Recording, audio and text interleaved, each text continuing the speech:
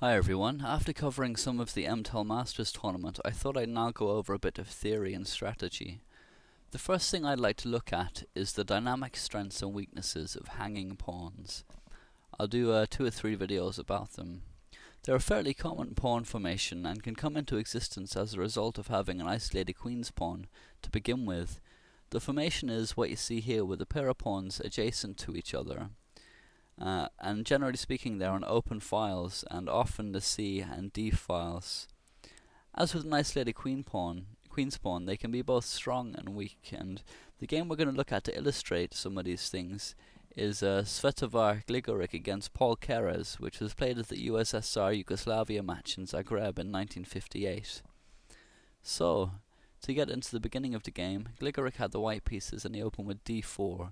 Then came knight f6, c4, e6, knight c3 and bishop b4. Mainline Nimzo-Indian defense.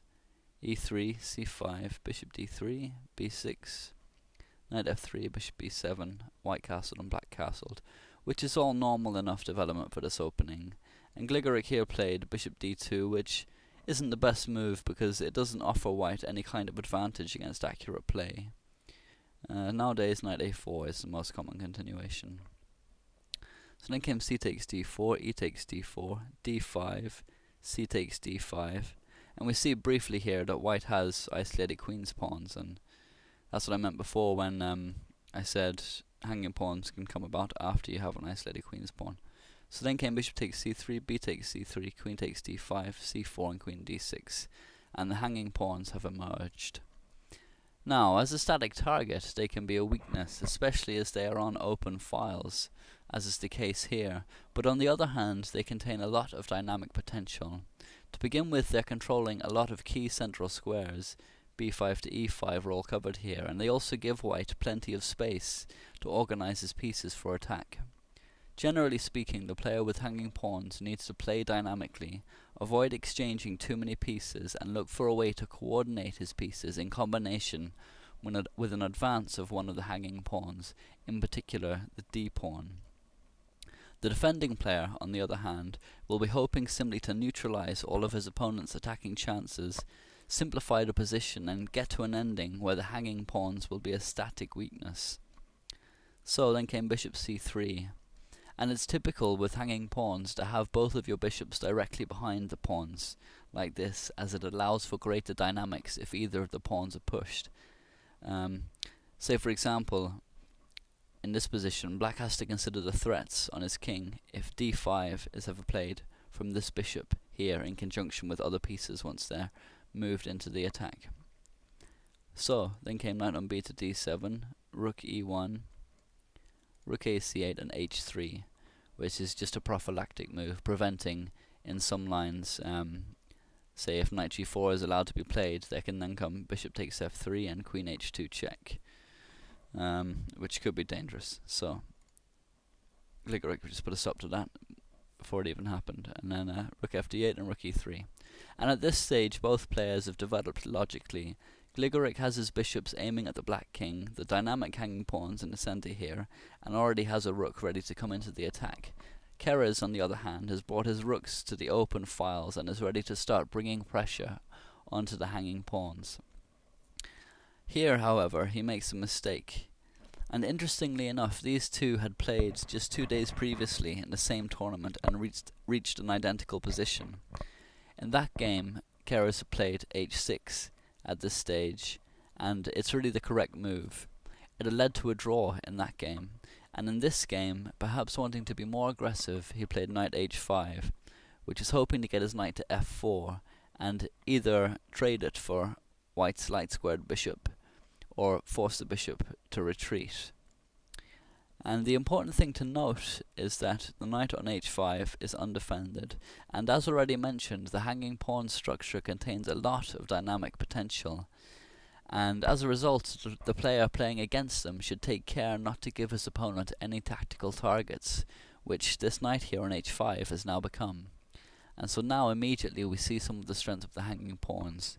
Gligoric played d5, which is the classic breakthrough move with hanging pawns, and then came knight c5. If instead at this point e takes d5, then knight d4, with a discovered attack on the h5 knight, and at the same time threatening knight f5. And after the queen moves on d6, there can be knight to e7 check, winning the exchange. And a logical way to meet this is with g6, but this badly weakens the king, especially considering white's dark squared bishop here on c3, which can't be met with a dark squared bishop from black because it's been traded off. Play here might continue: knight f5, g takes f5, queen takes h5, d4, rook g3 check, and king f8, which is definitely better for white. So at this stage knight c5 was played instead. And then came knight g5, again with a discovered attack on the knight here on h5 from the queen, and also a double attack on h7 from the bishop and the knight on these squares. So the reply g6 is basically forced here, and Gligoric then played bishop e2, which is a great move because it not only preserves the bishop pair, but also gains strong initiative as it's threatening to win a pawn on h5 here, and the knight must now move. And another thing about bishop e2 is it allows queen d4 with strong threats on the long diagonal to be played, so it's a great move, all things considered. And knight g7 was played by Keres, and it's really the only reasonable response. If instead queen f4, then knight takes f7 is the strongest continuation. After queen takes f7, bishop takes h5, threatening queen d4 is very strong.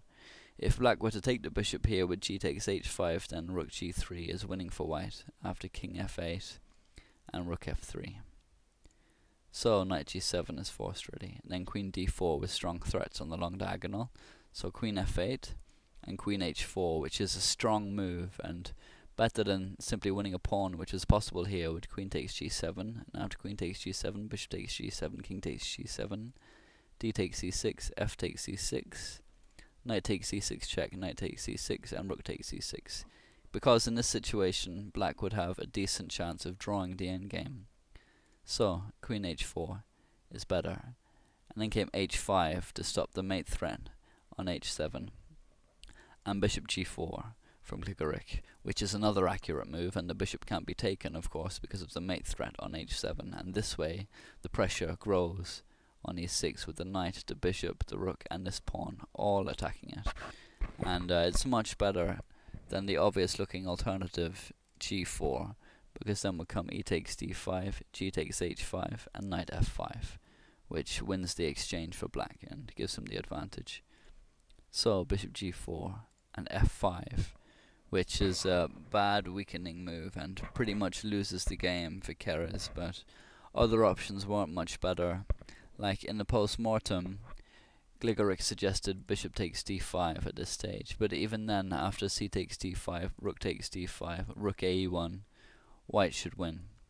And other moves also fail at this stage. For example, if rook d6, hoping to reinforce the e6 square, there's rook ae1 and say rook e8, and now there are many ways for white to win.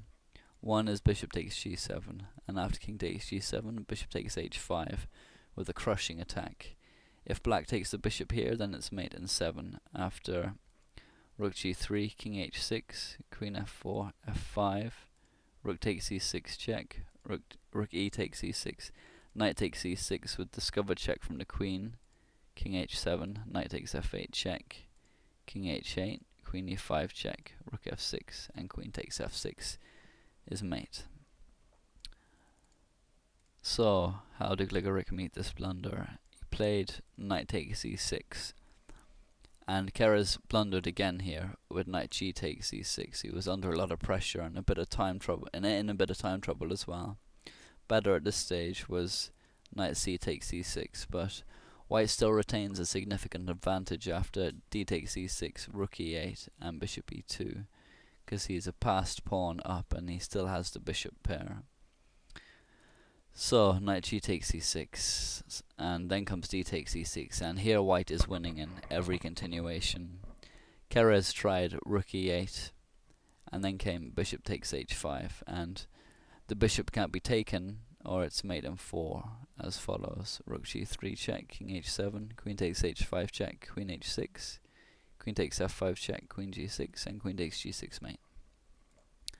So instead, Keres played queen h6, and then came queen f6 from Clickerick, and f4, which was the final blunder from Keres, and lost the game immediately after queen f7 mate. He was in time trouble, as I said, but the game was lost anyway. And yeah, that's it. So there you go. It was a great example of the dynamic potential within hanging pawns. Okay, I hope you enjoyed that. Please leave any comments or thoughts. Thanks very much.